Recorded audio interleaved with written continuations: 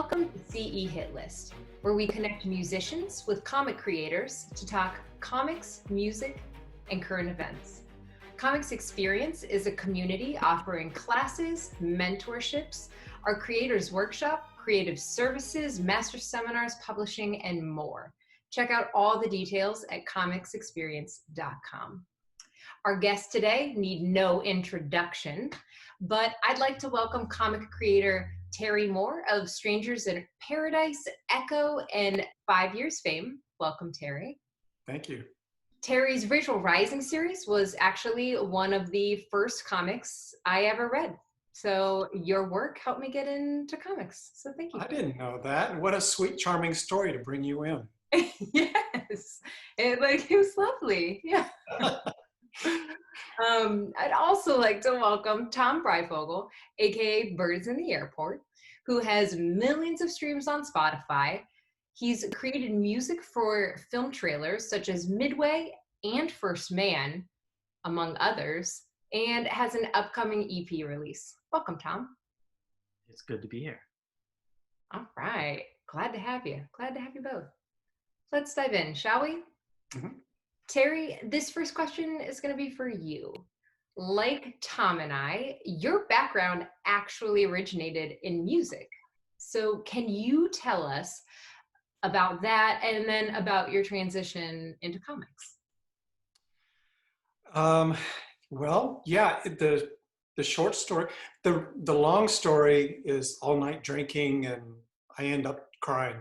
But the short story is I really grew up thinking I was going to be a musician. That's all I cared about when I was a teenager. But when I was in high school, in class, during school, I would draw.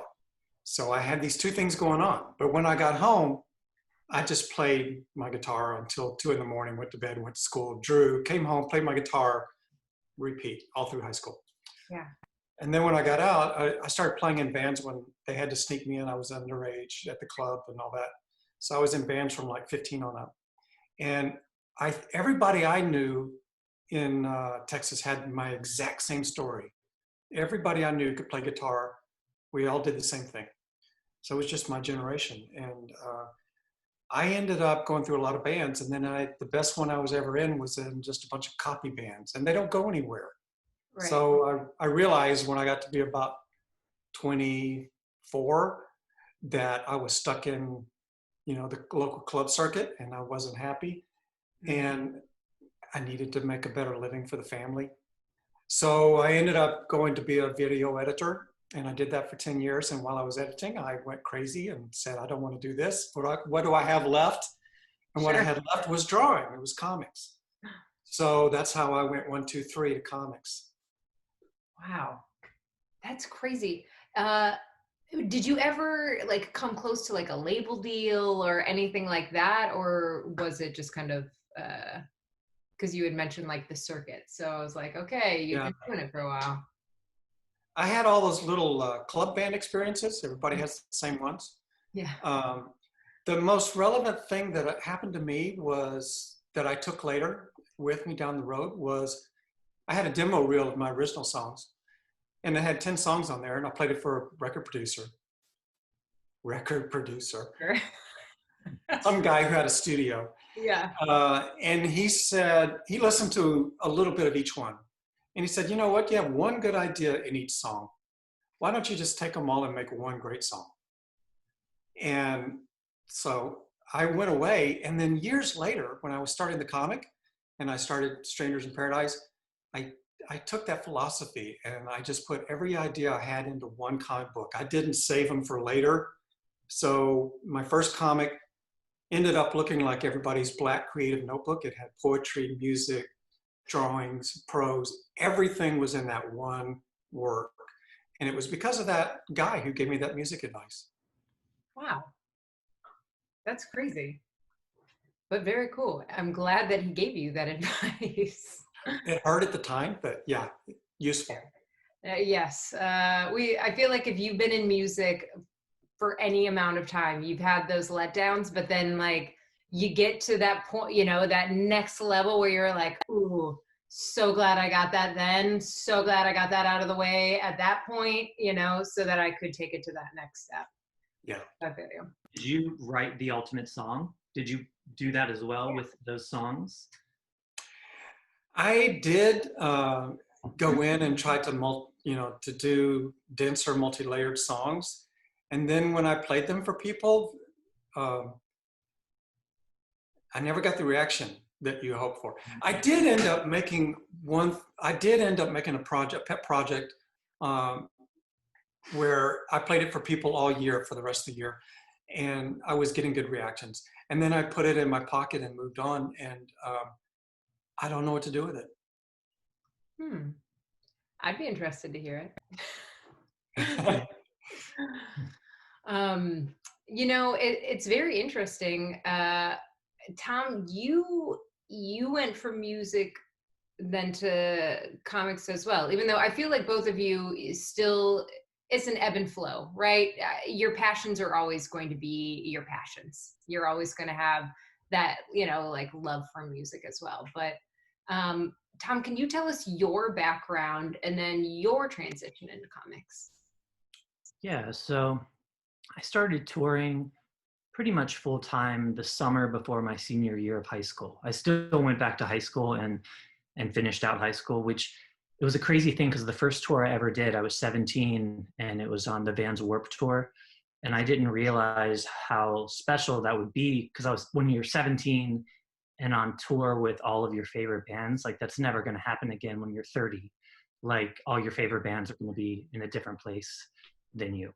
So that was pretty amazing. And I would jump band to band. I would be in a band, we'd have success. We would either the genre we played died out or scene we were in died out. But I was pretty steady at when one band ended, there'd be an eternally long 2 months of figuring out what I'm going to do with the rest of my life. And then thankfully another band would call.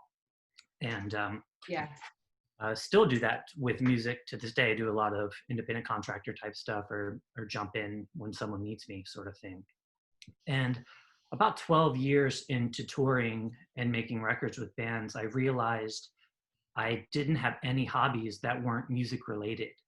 Like I'd be a professional drummer, but for my hobbies, I would be like learning orchestration or I would be learning a new software. So everything was music based or going to shows with my friends or anything like that. So my New Year's resolution in 2014 was just to get a hobby that was not music related. And it started, I read some Jay and Silent Bob comics when I was in high school, and I would pick and choose comics. I never like went to the shop every week. I would just, certain Kevin Smith characters or Quentin Tarantino characters, if they had a comic book, I would definitely pick it up. But in 2014, I was like, I'm going to give comics a shot. And the first book I bought was Batman Nightfall from the early 90s. And it was total coincidence that Norm Breyfogle did a lot of the art. And we share the same last name. And Breyfogle is all over that book. Any graveyard scene, any game show contestant scene. I just thought that was a really cool thing to notice in the first comic I ever picked up. And before I was even done reading that first trade of Nightfall, I was already writing my own comics. And I just thought it was really cool to be able to make something with a piece of paper and a pencil. I was really used to traveling constantly with multiple MIDI controllers, multiple computers, multiple hard drives, and just being the person constantly getting searched at airports. Like this was inspiring to be like, all I need is a pencil and paper. And I can't draw. I also, the movie American Splendor is one of my favorite movies ever. And Harvey Pekar is one of my favorite writers. And that scene in that movie, I've seen that movie many times, but at that point I saw him drawing the comic with stick figures. And I was really inspired by it. So I started writing stories on tour about things I was seeing and experiencing. Most of them are funny, like band guy humor stuff. But at the same time, there were, and up until COVID-19, still a lot of mass shootings happening at concerts. And that was in the front of my mind. So the first mini series I wrote was all inspired about that. It's called Subterranean. And it's about a band touring the country secretively because concerts have become illegal due to mass shootings. Wow. Wow. Have you heard the song Subterranean? By who?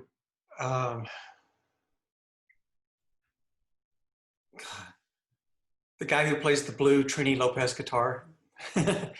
From Seattle. I don't know if I've heard the song Subterranean. I wrote a song called Subterranean for the comic. I need to make sure they don't sound alike. Okay. I was like, I see the Foo Fighters have a song called That's it. Subterranean. Oh, yeah.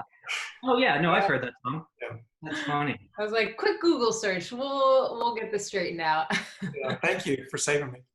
That was on their documentary album, I believe, like back when they were going to each city to write a song. Is that off that one? Oh yes, yeah, HBO doc?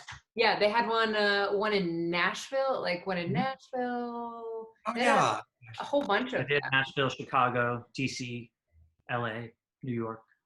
Yeah. Yeah, Cool. that was cool.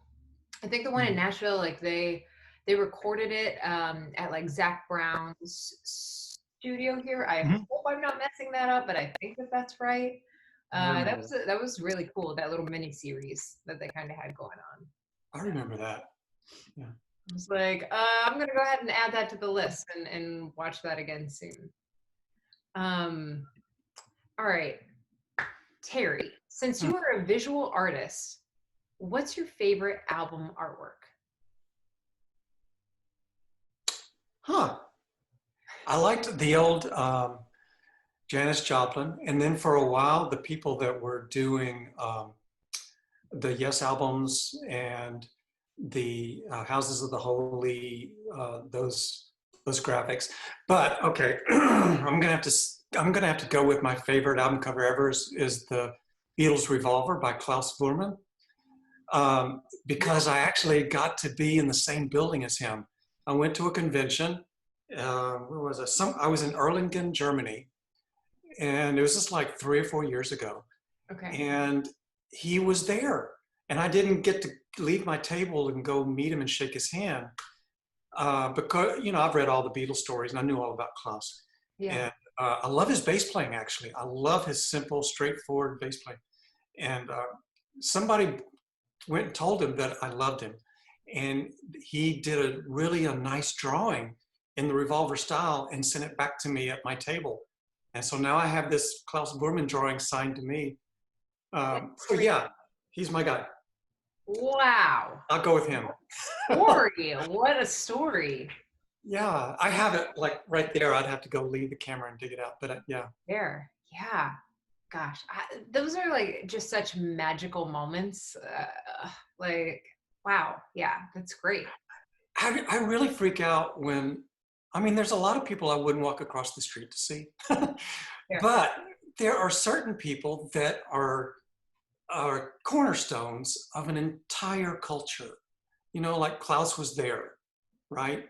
And then 2 years ago at the San Diego airport, I got to meet and shake hands with Jeff Beck.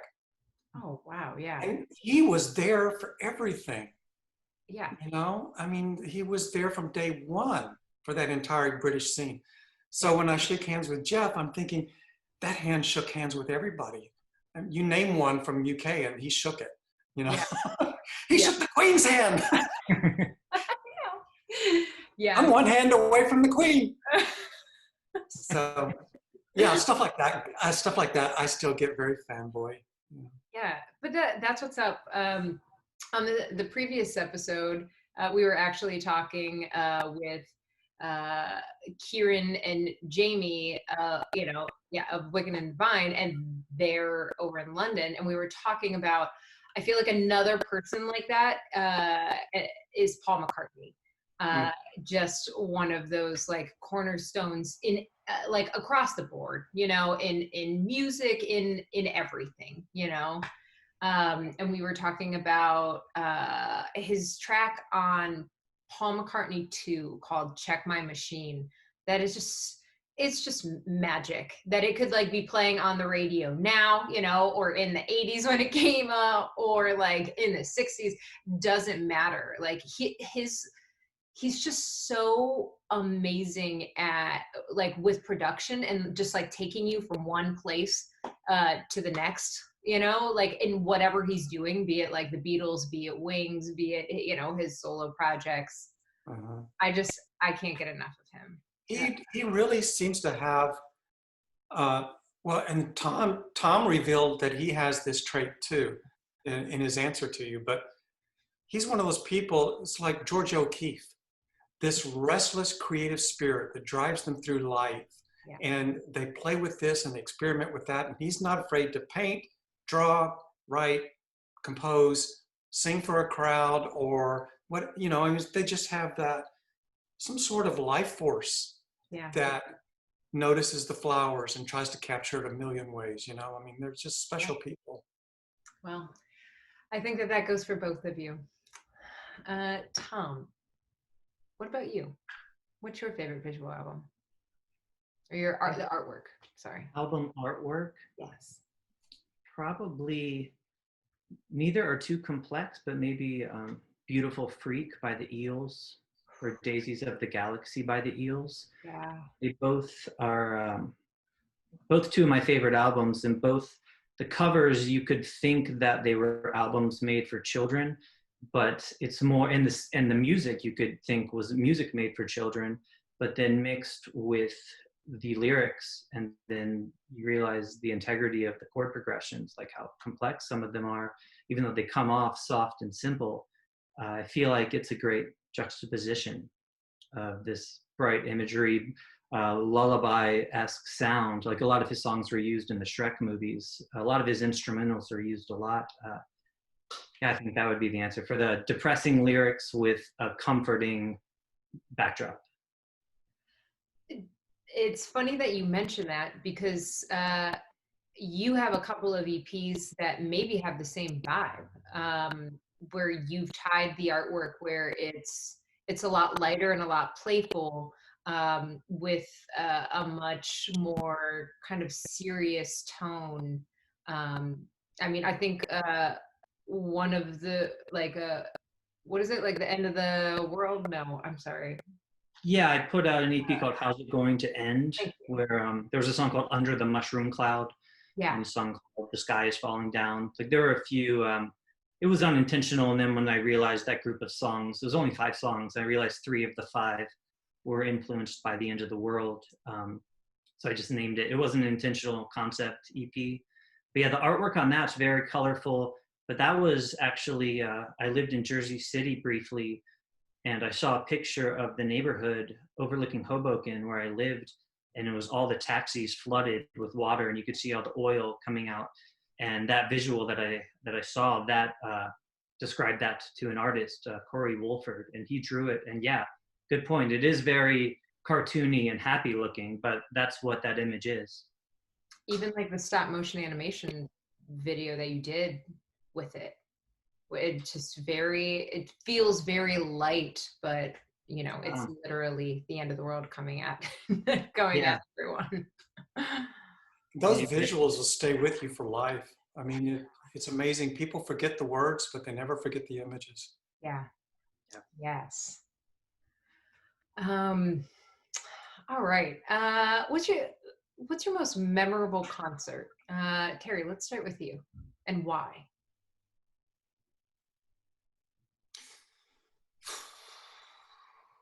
Wow.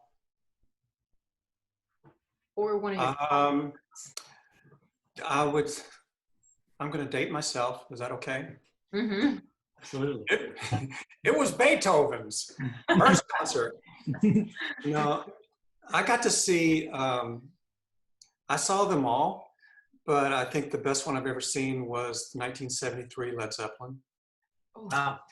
When they were still at the peak of their musicianship, and they hadn't gone into completely fallen into vice, which was the case later in the 70s. But there was a tight show, and it was orchestrated, and they were filming every show, and they were doing their best, and that's the one they made the movie of, that tour. So that was I've never seen anything like it.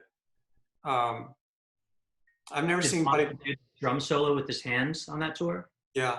Oh wow. Yeah. Did he stop that later because of the pain? And I don't know, or maybe he just did it forever. But I've seen the documentary, the film that you're talking about. I didn't know if that was a one tour thing or if that. He really did that, and loud as hell. I mean, it sounded like war up on stage. Yeah. And there was just a lot of volume from him,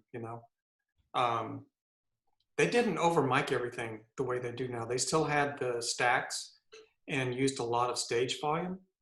So I don't know, you can hear, it was different than going to a concert today where they use smaller amps and then use the PA. So now you're depending on the quality of the PA. Back then it was about their rig. And it was really, as a musician, it was really something to see it, Nobody else was playing like that at the time, the way they were playing. So it's kind of like the first time seeing, Alan Hallsworth or something. You're just blown away. Yeah. So just like stacks on stacks of speakers, huh? Yeah. And it's like today, if you go, a lot of it is performance. I'm a singer. Listen to me sing for 2 hours. Yeah. That kind of thing. That was different because it was a lot of like, we think we're brilliant at what we do and we're just going to play the hell out of this stuff. Yeah. And they just played their asses off. And sure enough, they were. They were brilliant. Yeah. Wow. Well, that's fantastic. Tom, what about you? I'll answer it twice. I'll do like the short, like, what do I think the best concert I've been to? But that's not the most memorable. The best concert I think I've been to was in 2013. I saw Danny Elfman with the Hollywood Orchestra. They did a snippet from every Tim Burton collaboration. And then he came out and then sang all the Nightmare Before Christmas songs, since he was the singing voice of Jack. And those 3 hours were magical. It was, and the whole thing, I'd been dreaming of that concert to happen, I feel like, for 20 years. I talked about it. I feel like I manifested it in some ways. Like with my friends, I'd be like, why doesn't he do this? It would be the greatest thing ever. And then he announced it and tickets went on sale. And I was already going to be on a tour. And then the show sold out. So he announced another one day earlier. And so I got tickets. And then my flight to the tour got booked for the wrong day. And I was going to miss it and had to beg to change the flight, and they did. So just getting there was a win. Yeah. And haven't got to see him since. He's performed in Los Angeles most years 1 or 2 times since then, but I've never been able to catch him since then. Sorry, that was supposed to be the short answer. That's my favorite concert I've been to. The most memorable concert, I started playing drums when I was 11 and I was very fortunate that I was allowed to tag along with my older brother to go to concerts. And I was into it. I was into music and going to the concerts. But when I was 13, I went to a Green Day concert at a club. Green Day was still famous this whole time, but they, for like 6 months there, weren't playing arenas. They were playing clubs again. And my friend Mitch and I, we were 13 and went to it. And I had heard about The Who and Nirvana and bands smashing their equipment and stuff. And at that point, I already thought that was something of the past. And they destroyed their equipment. And the drummer, Trey Cool, burnt his drum set on fire. And I thought it was the greatest thing I'd ever seen in my life. That day did change my life. It was like, I didn't know what I wanted to be when I grew up. The next day was absolutely, I wanted to be a drummer. Have you ever set a drum set on fire? Never set a drum set on fire. I've thrown a guitar off of a roof and it shattered. I've smashed a guitar on stage. When you threw it off the roof, were you just throwing it off the roof? Like, all these stories are also like not long after that show. I was still a teenager. I've never smashed anything on stage as an adult, except in 2008, one time at a concert. So when I stopped throwing drumsticks in the audience, I was playing and like the singer was announcing the band and announced me, and I just lunged my stick and it flew perfectly and hit this woman in the front row in the face, and her screams were deafening. I can still hear the timbre of her voice right now if I think about it. And the whole show she's just staring at me, and then she moved her hands away and there was no blood, thankfully. And then after the show, she was there with her daughters. After the show, she's like, you owe me another drumstick. And I gave her another drumstick and got her autographs and stuff. She was really cool. She had just had surgery on her nose like 2 weeks earlier. So that's why the screaming happened. She thought that it was all downhill. She thought I like re-broke her nose. Oh, no. God. God. You're like, take 10 drumsticks. I don't care. Oh, man. Wow, that's crazy. I get it then. I totally get it. Thank goodness her nose was totally fine. Yeah. Oh Yeah. yeah.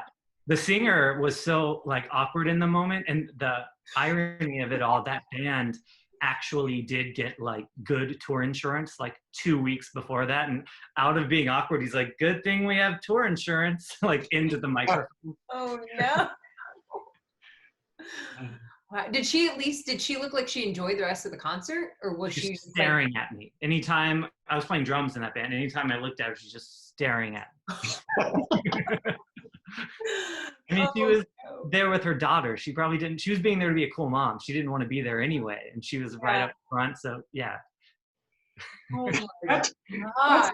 that's a nightmare. That's like saying, oh, I flick my pick out in the crowd and then it puts somebody's eye out. And Yeah. oh man, that's awful. Oh gosh. That is a fantastic answer. I don't know if anyone's going to be able to ever come up with something as good as that. That's good. You know, you could have put on the ticket from, you'd like to do it the rodeo. This is, if you sit up front, this is not this is a dangerous seat. So you take your chances, you know. Yeah. You can have it on there. Our drummer is not to be trusted. You sit in the front row, you take your chance. You get a reputation for it. You have to throw your stick. Man, oh man. Gonna have to get you a shirt made up, Tom. Duck. I am not to be trusted. Oh yeah. Duck. Tom, did you ever learn how to bounce your stick off the ground and catch it? You know, whoop. Yeah, I did. Not like wow. I never got into like the drum line, all of that stuff. No. But But you can as bounce it off the far ground. as- yeah, playing a show, I never did that. But like when adrenaline is pumping, getting ready to go on stage, yeah, I would occasionally 10, 15 years ago be like, let's fucking do this, and just slam the stick down and like catch it. Yeah, come back up. You know who I first saw do that is the keyboard player for 10 years after. Oh, what was he when doing they with the stick? He Yeah. did. Yeah. Because he was just hitting a cowbell during the long, I'm going home. And then he'd get bored and then he'd just start bouncing the stick off the ground and catching it. And I went home and bought a pair of sticks and went through like 6 pair before I could figure out how to do it. I played in a band. I played drums in a band called Reliant K for a little bit. I played bass in that band later on. But when I was a drummer, there was a song called Boomerang, and the singer and I would, during the one section of the song, I would toss him a stick. I'd grab another, and then he'd be singing and then throw it back. And like 1 in 10 shows, it would work, and I would catch it. But the other 9 times, it would just fly by me. It wouldn't look like a total fail. Like rarely ever would I like leap for it and miss it. But those 1 out of 10 times, so like 3 times a month, I got to feel like a superhero. Like the whole crowd would have like roar when that happened. I would have put a lacrosse stick by your seat. Catch it with that. I'm full of bad ideas. All right.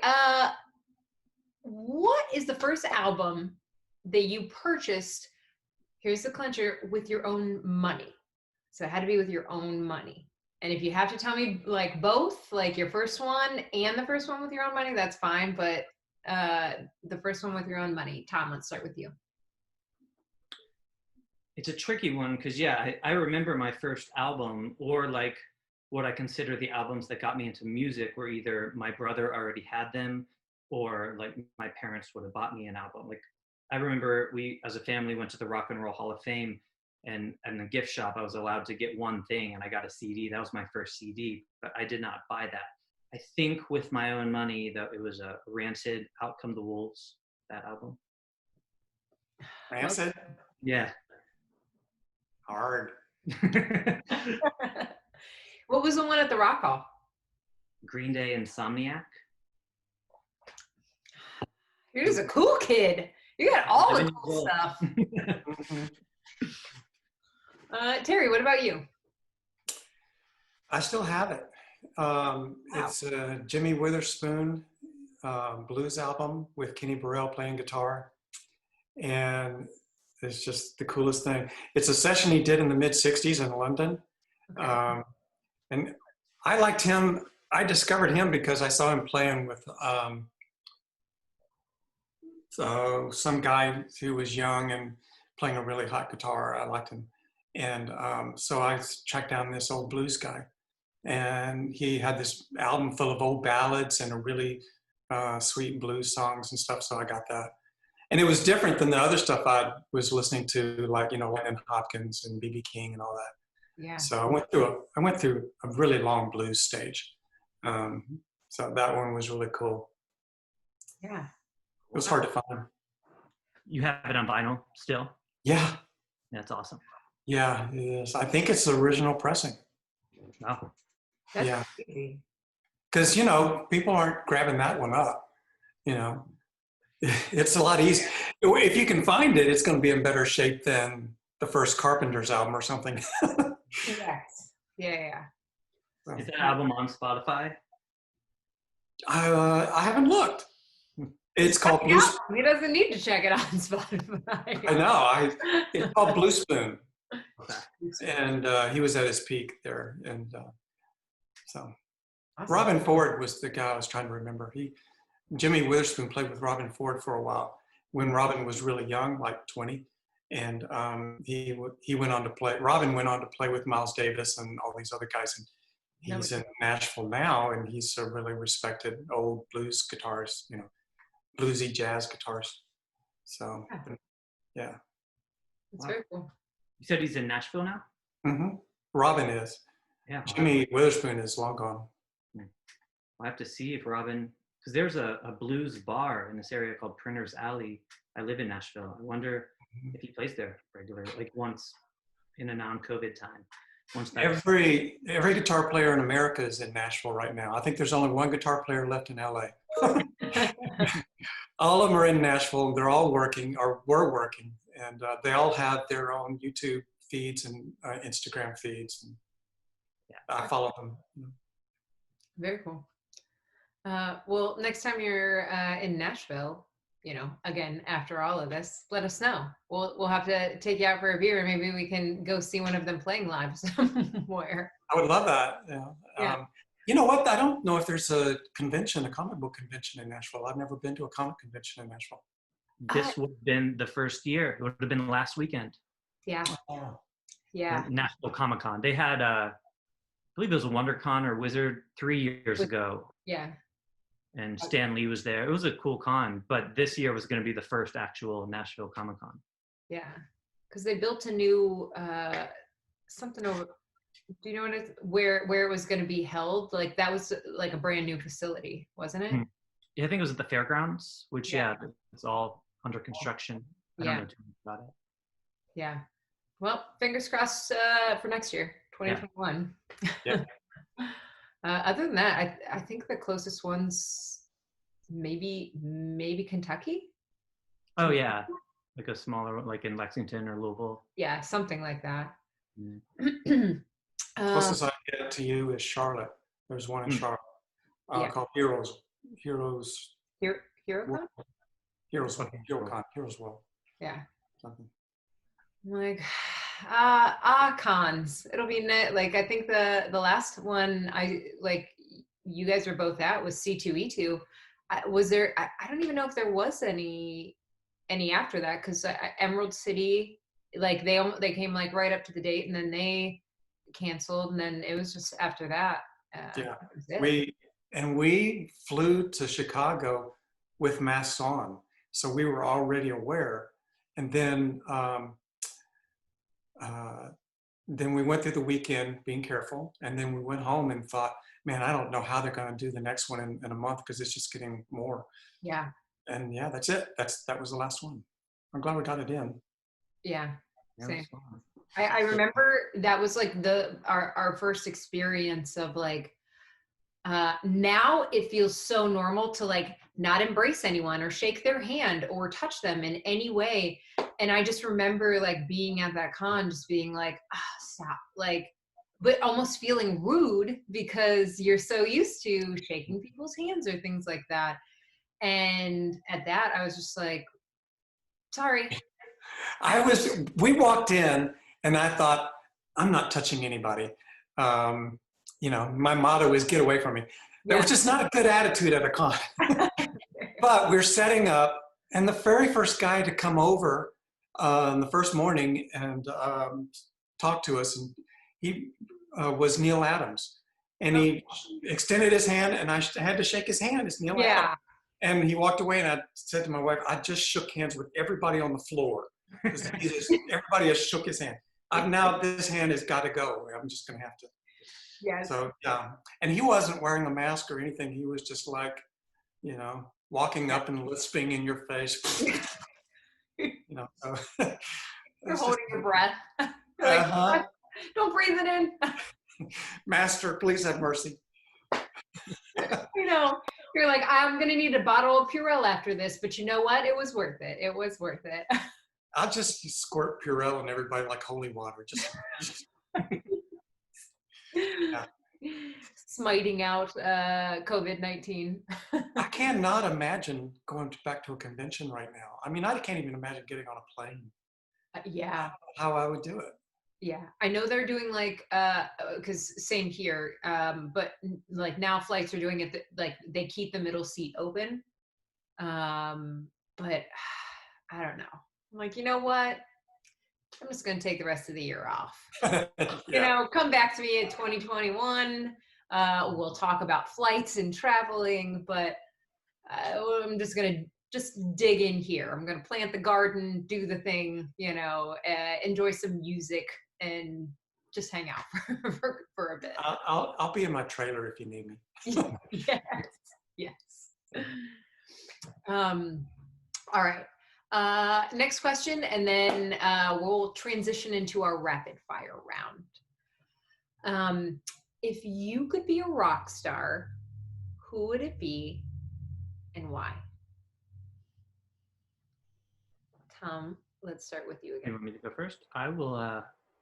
We talked about him briefly during this conversation, but I think Dave Grohl would be the answer. He's, I don't know, not my favorite musician of all time or something. One of my favorite rock drummers of all time, but he gets to do whatever he wants, and he's really good at it. Like the things that could be on his resume that even aren't, like the fact that he like drums on 9 Inch Nails albums and Tom Petty songs, Paul McCartney songs, Tenacious D. That's like his deep cuts.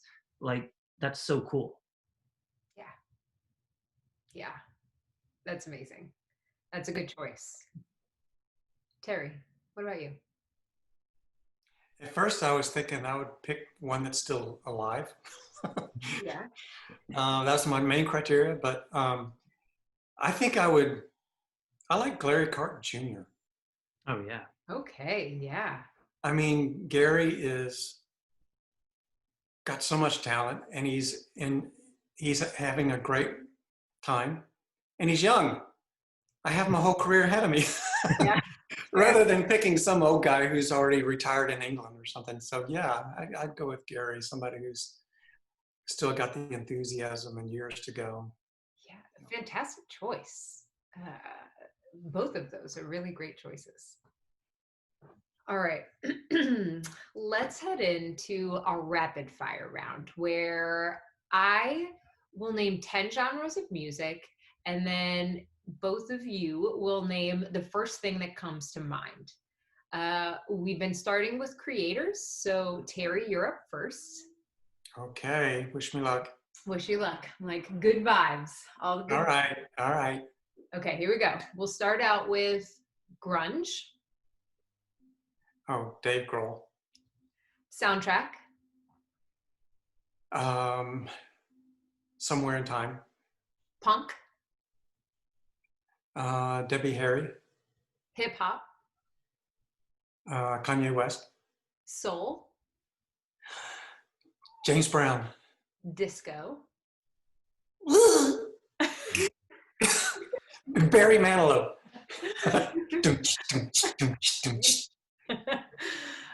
Emo. Emo. Oh, The Gathering. Great band in the Netherlands. 60s rock. 60s rock. Beatles. Pop. Pop. Donnie and Marie. Okay, all right, I dig that. And last one, classical. Classical. Segovia. Awesome. Good. He fought really hard to be termed classical. He really fought for that, and let's give it to him. I was like, okay, like, well done, well done. Those are great answers. Yeah, that was good. Those are I'm good. gonna shoot blanks a lot more than that. You got it. You got it. All right. Good vibes to you too, Tom. Here we go. All right. Soundtrack. Nightmare on Elm Street. Rap. He already said Kanye. I'll say Tupac. Okay. Good choice. Indie rock. Death Cab for Cutie. Grunge. My go-to grunge would be Nirvana, but he said Dave Grohl, so I will say Local H. Ooh. Okay. Yes. They just put out a new album too. It's awesome. They did. Funk. Parliament. Ooh. Good choice. Instrumental. Explosions in the Sky. World music. Johnny World Music. Sure. Yeah. What's world music? What's her name? She used to have the TV commercials at night. Enya.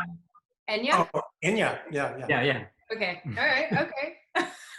That's world music, right? Yes. Yes, she is. Totally. Okay. Americana. Ron Pope. Oh, always a good choice. Yacht rock. Yacht Rock. The band Yacht Rock. Okay. That's really funny. We haven't had that kind of answer yet. Metal. This is the last one. 80s Metallica. Ooh, okay. I can get down with that. Well done, Tom. Well done. Those were great answers as well. Golf clap. Yeah. Yes. Good job. Good job. Well done. I like how you qualified Metallica. There's like 2 Metallica shows. Totally. I was like, if Maybe you even see 3 at this Yeah. Okay, there was one in there. I don't even know what it is. What was that? Tut Rock or whatever? What is that? Yacht Rock. Yacht Rock. There. Is that what you listen to on your yacht? It's like 70s feel-good music, but there's a band now, a pretty popular cover band that only covers those songs, and their name is Yacht Rock. Yeah. I don't know what came first, their band name or it being a subgenre called Yacht Rock, but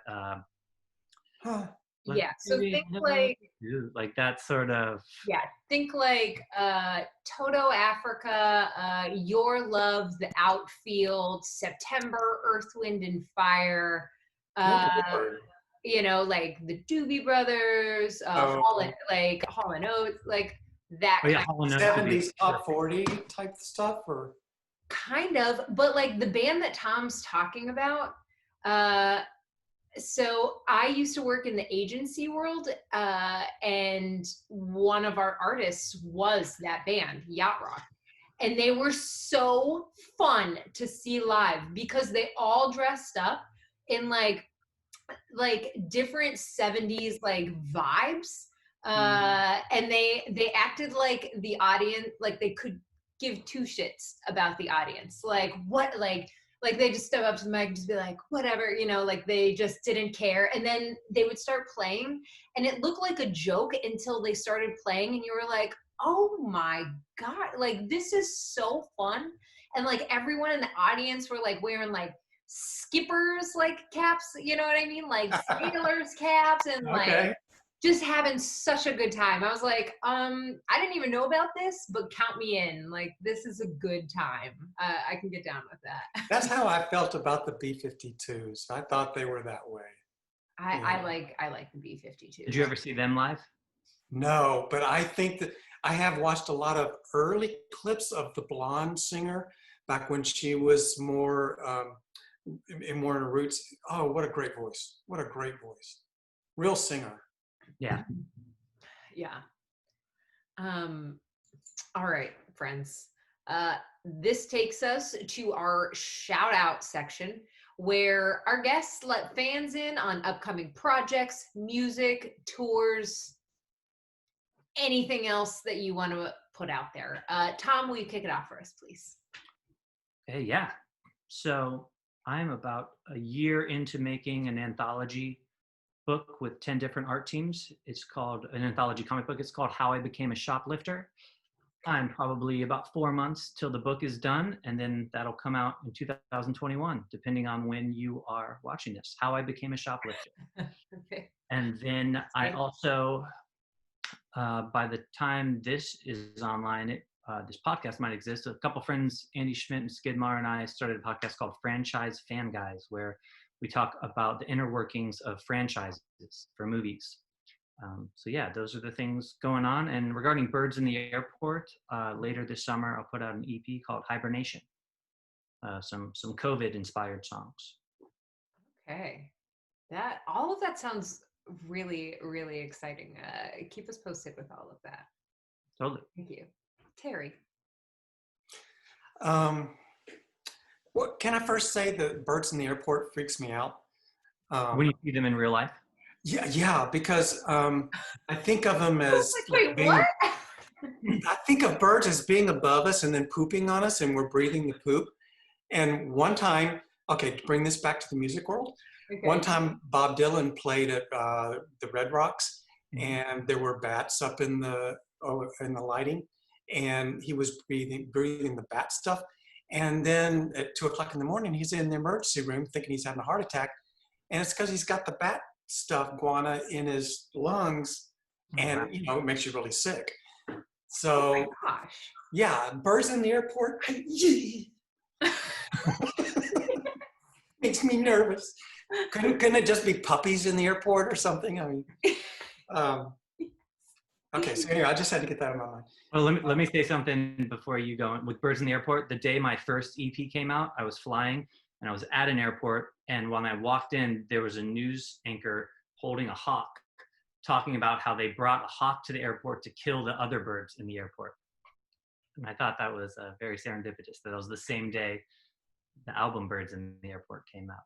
That is actually good fortune. And yeah, that means you have a star-crossed path, and you need to be writing everything down for a movie script later, because it's going to happen. I went to a nice hotel resort north of LA one weekend, and to keep all the seabirds away from it, they used birds of prey. And they had 2 falcons, and they would launch a falcon every 15 minutes. They'd take the cover off his eyes and let him launch. He would shoot straight up like a missile. Every white bird within 10 miles ran for their lives. And he'd call the falcon back down, and the white birds would stay away for 15 minutes, or 20 minutes before they'd come back. And that's how they kept the birds away from the pool. How cool is that? Crazy. Job. If you have to be the one. Yeah. All that. I know. And he was weird. He was not. If you look at a bird in a tree, they're like, they're like this. But with the falcon, the birds of prey, they move like this, like a robot. Like you make a little noise with your mouth, and he looks at you like that. Just kidding. I'm sorry. I am not food. Okay, so I just finished this comic series, 5 years. It's 10 issues.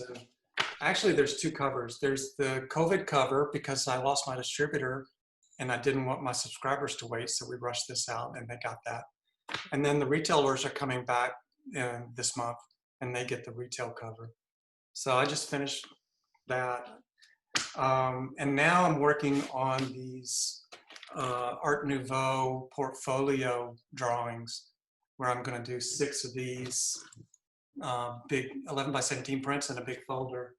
And that's what I'm doing now. And that's actually been good therapy. It's like knitting. I just sit here and doodle on details all day, and it's like escape, And I've noticed that I've been doing that since I was 17. I hid in my room and played guitar from all my problems.